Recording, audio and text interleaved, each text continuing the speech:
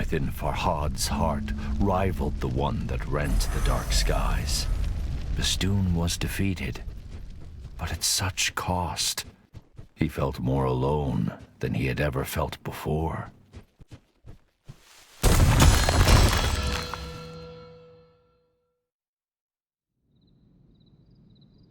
For the first time since he awoke on Mount Bistun, his path was clear, but he had no one to share the news with.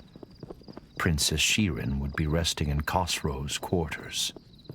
Farhad, what have you done? What vile sickness did you expose my love to? You have no reason to dig through the mountain any longer. Princess Shirin is dead. Your king, Khosrow.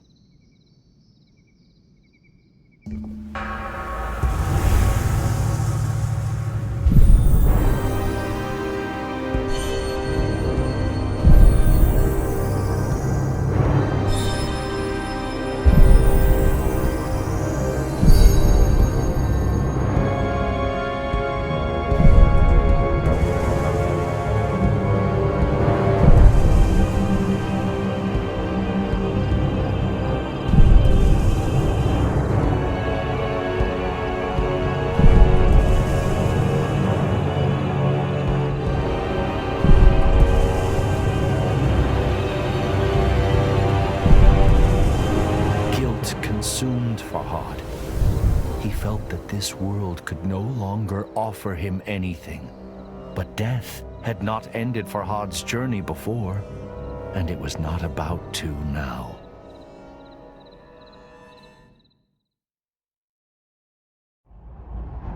Instead, Farhad drew ever closer to answers. The final steps on the path laid out before him. The path that ended in the realm of forgotten memories. The fortress of Oblivion awaited him, and Farhad thought of all those who had played their part in getting him here.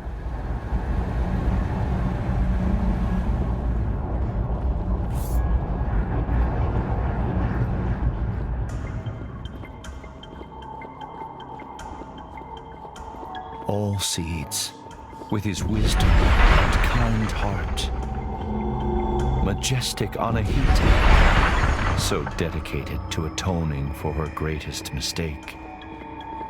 The beautiful princess, always out of reach. And the king, who had treated him with such disdain. But none of them mattered anymore. The whisper called to him. I called to him.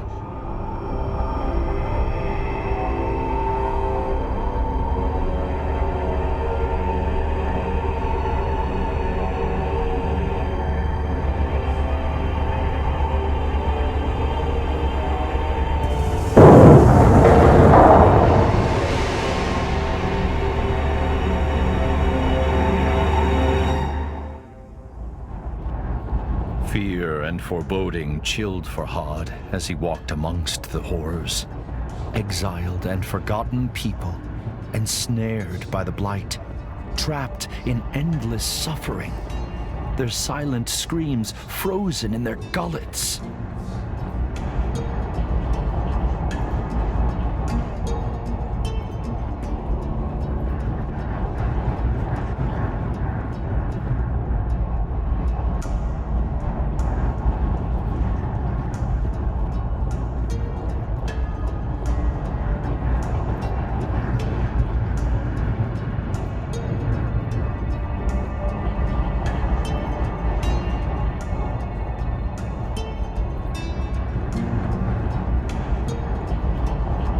Months, years, decades. For how long I had called him to me, I cannot say.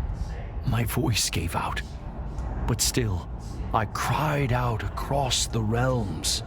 Unimaginable agonies racked my body. Yet I never sought refuge in insanity.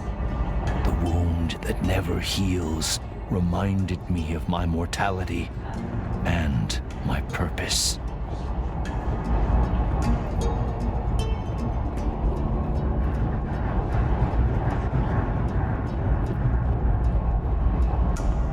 I looked into Farhad's eyes and saw his pain and confusion. But even then, I saw a flicker of something else. Was it relief? Words eluded him, however. So I explained everything. I told him my name is Nizami. I was a blacksmith by day and a storyteller by night. I was banished by King Khosrow, exiled unjustly. On Mount Bistun, I was mortally wounded, but saved by the most wondrous fruit and guided by a talking tree. Then I discovered an otherworldly domain, a realm of forgotten souls. But the Div found me. I was imprisoned in the fortress of Oblivion, doomed to be forgotten. Teetering on the edge of oblivion, agony poured from my wound and took form. You, Farhad, are created out of my pain, out of my wound. I told him, you are the manifestation of hope, the embodiment of purpose.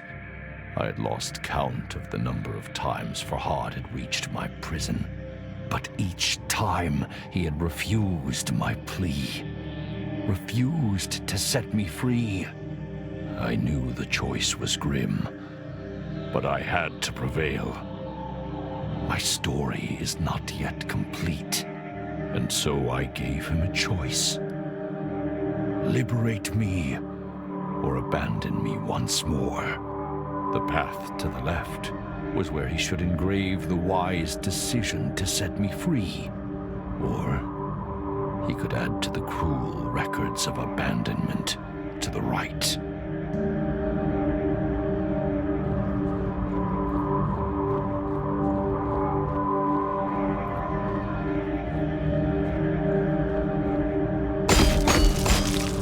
This time, I resorted to honesty to convince Farhad to release me. If he rescued this poor old man, his creator, from a life of torture, I promised to continue my journey. I would seek out the source of the blight afflicting nature, the reason behind the chaos that sweeps through Persia, and destroy it. But sadly, there was a catch. To leave my unnatural shackles empty would draw unwanted attention. Farhad would have to take my place. At this, the sculptor growled and turned his head. "Wait," I implored. "You do not understand." I told him how this sacrifice would give his life meaning. After all, it was his purpose. It was what he was created for. The only way he could escape the cycle. And I promised that when my quest was complete, I would come back to return the favor.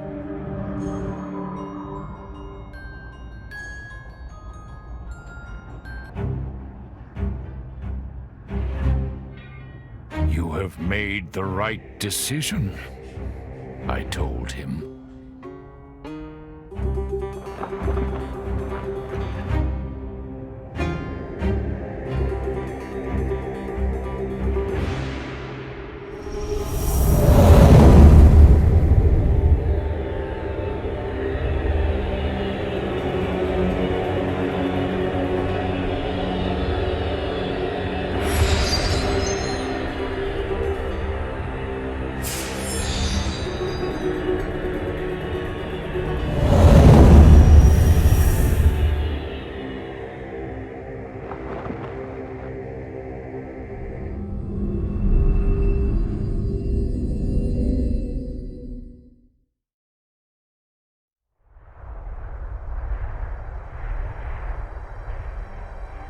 Before I left, Farhad asked me if his sacrifice would be worth it.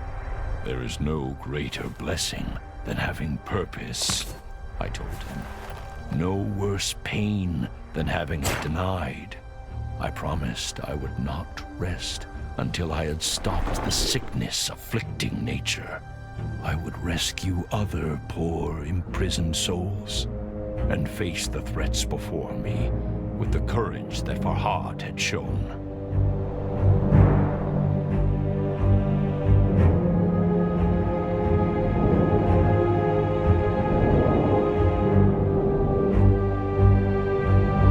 Damavand, I called. Let your fires light my way.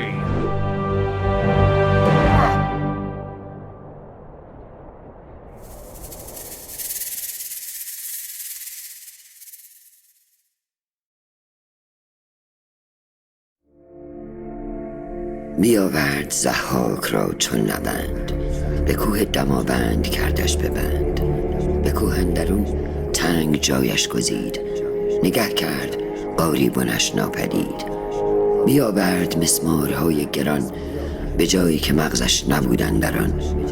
فرو بست دستش بر آن کوه باز، بدان تا بماند به سختی دراز. ببستش بر آن گونه آویخته، از او خون دل بر زمین ریخته. از او نام ضحاک چون خاک شد، جهان از بد او همه پاک شد.